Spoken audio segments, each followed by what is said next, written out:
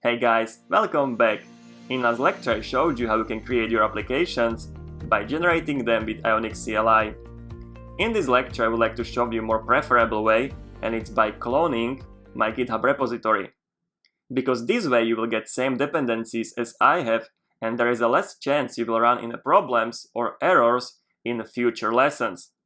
Since Ionic 4 is still in a beta, there is a high chance there will be some update and something will crash or it will not work as it's working in my environment.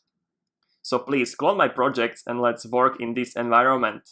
And I promise you, when some Ionic 4 update will happen, I will keep you updated and I will update this course. So let's start.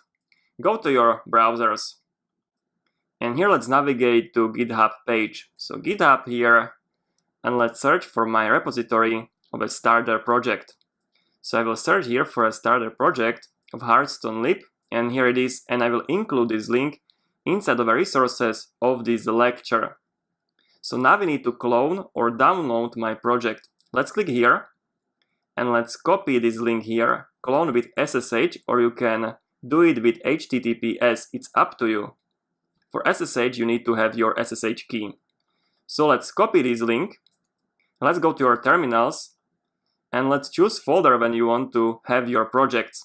So let's say here, and I will write here git clone, and I will paste this link here, and the name of your projects. So let's say Heartstone lib, and let's say here up, like this. Let's press enter, and it's cloning, and it should ask me for my password. I will enter password, and it should clone this repository to this folder. So let's find it. Let's write here cd Heartstone lib up, like this. Let's go inside of a folder, and here we are.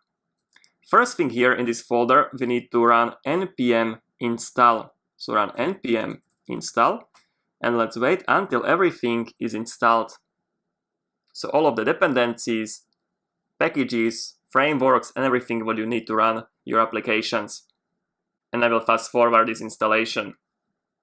Alright, everything was installed, so we can run here Ionic serve. So Ionic serve, and it should run just okay. So let's wait, it's compiling our application, and it's running on localhost 8100.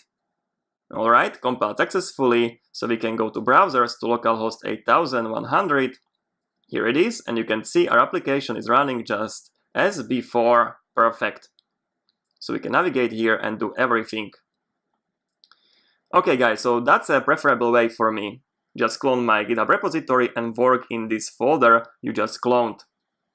And by the way, when you want to push these changes to your GitHub repository, you need to change remote of this repository. So let's shut down this server, Ctrl-C or Command-C, and let's clear the screen. Because when I will type here git remote now, git remote and -v, it's pointing to my repository. You can see here Heartstone lib -starter. So we need to remove this. And you can do it by typing git remote rm and origin. So I will copy this origin, paste it here, press enter.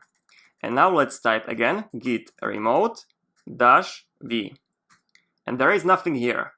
And now when you want to initialize your GitHub repository, just go to GitHub. Let's navigate back to GitHub to this page, and let's create a new repository.